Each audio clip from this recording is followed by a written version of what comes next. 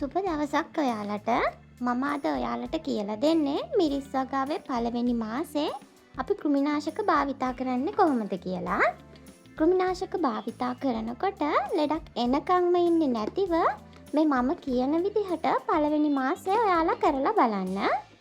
අපිට පළවෙනි මාසෙට ඇබබැක්ටීන්, ඇඩ්මයර්, සල්පර් මේ වර්ග 3 තිබුණාම ඇති. මීට අමතරව වෙනත් කෘමිහානියක් ආවොත් ඒකට ඕන කරන කෘමිනාශක භාවිතා කරන්න වෙනවා.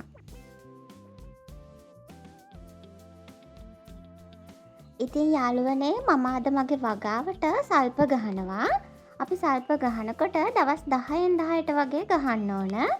පැකට් එකේ දාලා තියෙන ප්‍රමාණයට දිය කරගෙන මේ වගේ පැලේ උඩ පැත්තටයි යට පැත්තටයි හොඳට වදින්න ස්ප්‍රේ කරගන්න.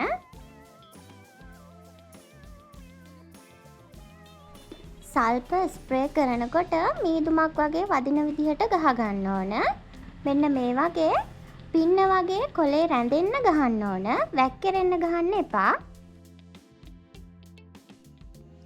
සල්ප දවස් 10න් 10ට වගේ වගාවට ස්ප්‍රේ කරන්න ඕන.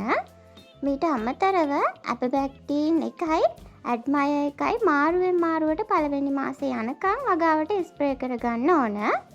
මේ එක කෘමිනාශකයක් ගහලා අනිත් එක ගහනකොට පරතරය දවස් 4-5ක් වගේ තියාගන්න ඕන. ඉතින් යාළුවනේ ඔයාලත් මේ විදිහට පළවෙනි මාසේ වගාවට කෘමිනාශක භාවිතා කරන්න. දෙවැනි මාසෙදී කොහොමද කෘමිනාශක වෙනස් කරගන්නේ කියලා මම ඊළඟ වීඩියෝ එකෙන් අරන් එන්නම්. කෘමිනාශක ගහනකොට අනිවාර්යෙන් දවස් 5ක විතර පරතරයක් තියාගන්න. ඒ කියන්නේ අපි පළවෙනිදා ඇබබැක්ටීන් ගැහුවොත් පස්වෙනිදා තමයි ඇඩ්මයර් ගහන්න ඕන. ආය 10 වෙනිදා ඇබබැක්ටීන් මේ වගේ මාරුවෙන් මාරුවට කෘමිනාශක භාවිතා කරන්න ඕන.